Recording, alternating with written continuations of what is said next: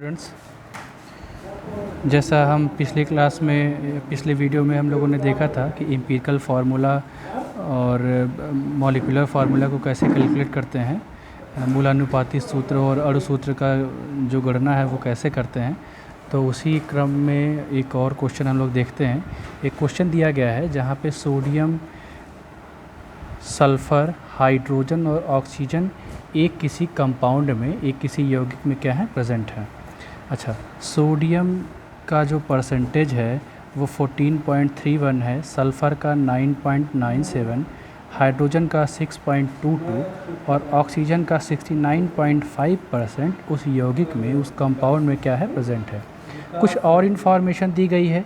क्या इन्फॉर्मेशन है कि ये जो कंपाउंड आपका यौगिक है उसका मॉलिक्यूलर मास या फिर उसका अणु भार कितना है, 322 ग्राम। यहाँ पे क्वेश्चन में ये मेंशन है।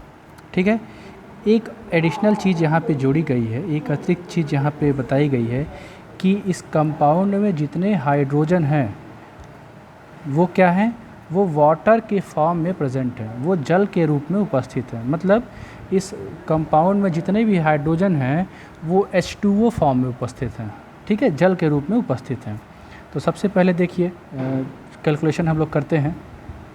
सोडियम का वेट, भार आप जानते हैं 23 है, सल्फ़र का 32 होता है, हाइड्रोजन का 1 होता है, ऑक्सीजन का 16 होता है। ठीक है, तो हम पहले ये जो कॉलम है इस रिलेटिव नंबर ऑफ मोल्स या मोलों की सापेक्षिक संख्या जो है उसको हम लोग कैलकुलेट करते हैं। तो क्या होता था कि इसमें जो प्रतिशत उपस्थिति होती थी, जो परसेंटेज होता था या किसी तत्व का, एलिमेंट का, उसको हम लोग डिवाइड करते थे उसके उस तत्व के अणुभार से। सोडियम का जो एटॉमिक वेट होगा उससे हम लोग डिवाइड करेंगे। तो ये वैल्यू आ जाती है आपकी 0.622। ठीक है, इसी तरीके से 9.97 डिवाइडेड बाई 32, सल्फ़र का एटॉमिक वेट 32 होता है, इससे डिवाइड करेंगे तो डिवीज़न करने के बाद आएगा 0.311।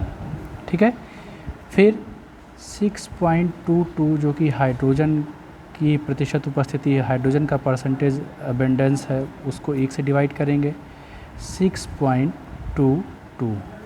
और फिर ऑक्सीजन की जो उपस्थिति है, ऑक्सीजन का जो परसेंटेज अबेंडेंस है 16.5 और ये 16 से जब डिवाइड करेंगे तो ये हो जाएगा कितना, 4.34।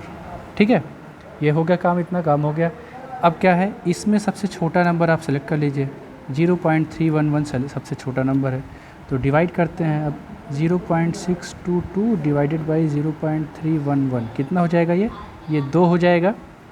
फिर इसी तरीके से 0.311 और फिर ये 0.311 डिवाइड करेंगे तो कितना हो जाएगा, 1 हो जाएगा। और फिर 6.22 डिवाइडेड बाई 0.311 जब डिवाइड आप करेंगे तो ये वैल्यू आ जाएगी 20 आ जाएगा। ठीक है, और फिर इसी तरीके से 4.34 डिवाइडेड बाई 0.311 जब भाग करेंगे तो ये वैल्यू आ जाएगी आपकी 13.95। अच्छा, इसको हम लोग पूर्ण संख्या या होल नंबर रेशियो के फॉर्म में लिख लेते हैं। तो पूर्ण संख्या अनुपात ये 2 का 2 ही रह जाएगा, ये 1 हो जाएगा, ये 20 हो जाएगा और ये 14 हो जाएगा। ठीक है, तो हमको मिला क्या, हमको यहाँ पे मिला सोडियम, सल्फ़र, हाइड्रोजन और ये ऑक्सीजन। ठीक है, तो सोडियम का कितना है, 2 है, सल्फ़र का 1 है, हाइड्रोजन का 20 है और ऑक्सीजन का 14 है। तो ये जो मूलानुपाती सूत्र, एम्पिरिकल फार्मूला या मूलानुपाती सूत्र,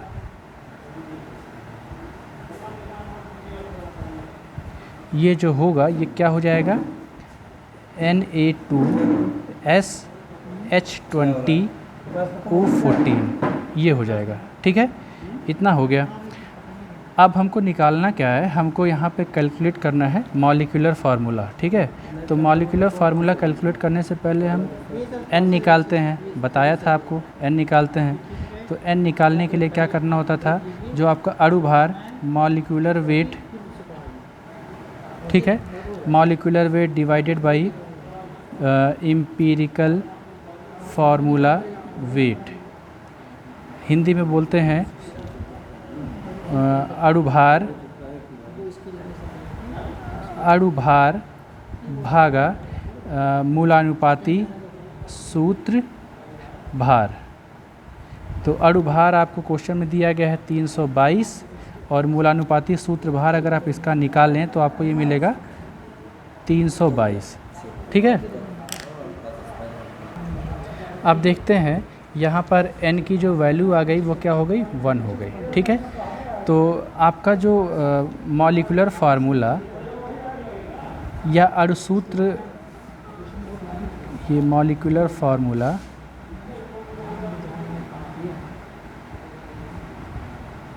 ये कितना हो जाएगा, Na2S H20 और O14, इतना हो गया आपका ये अणुसूत्र। पर एक जो एडिशनल चीज़ आपको क्वेश्चन में दी गई है, क्या दिया गया है कि जल जो हाइड्रोजन है ना, वो जल के रूप में उपस्थित है। हाइड्रोजन, जितने हाइड्रोजन हैं वो क्या है, जल के रूप में उपस्थित हैं, ठीक है। तो जल के रूप में अगर आप देखें तो ये ऐसा होता है H2O। अब 2 हाइड्रोजन है, अगर हम यहाँ 10 से गुणा करें, ठीक ना, अगर हम यहाँ 10 से गुणा करें तो हमको 20 हाइड्रोजन का हिसाब मिल गया, ठीक है। तो ये जो 20 हाइड्रोजन है वो 10 जल के जो मॉलिक्यूल्स हैं, जो वाटर मॉलिक्यूल्स हैं, उनके फॉर्म में प्रेजेंट है ये, ठीक है। तो अब ये जो आपका फार्मूला बन जाएगा वो हो जाएगा Na2S, ठीक है। अच्छा, यहाँ पे 10 ऑक्सीजन तो हो गया, फिट हो गया, यहाँ पे 10 ऑक्सीजन। यहाँ पे जो आपका मॉलिक्यूलर फार्मूला या अणुसूत्र है उसमें 4 ऑक्सीजन बच रहे हैं, तो ये O4 यहाँ लिख दिया और ये आपके 10H2O, ठीक है। अब आप देखिए जितने भी हाइड्रोजन थे वो जल के रूप में उपस्थित हो गए, जितने भी हाइड्रोजन थे वो वाटर के फॉर्म में आपको दिखाई दे रहे हैं। 20 हाइड्रोजन थे, 20 हाइड्रोजन ये हो गए, 10 ऑक्सीजन यहाँ पे फिट हो गए हैं, 4 जो बचे थे वो हमने यहाँ पे फिट कर दिए हैं। तो ये आपका फाइनल आंसर हो जाएगा। तो ऐसे क्वेश्चंस में आप क्या करेंगे, जहाँ पे वाटर ऑफ क्रिस्टलाइजेशन या जल के रूप में हाइड्रोजन या ऑक्सीजन उपस्थित होता है, तो ऐसे वहाँ पे ऐसे आपको कैलकुलेशन करना होगा, ठीक है। Thank you.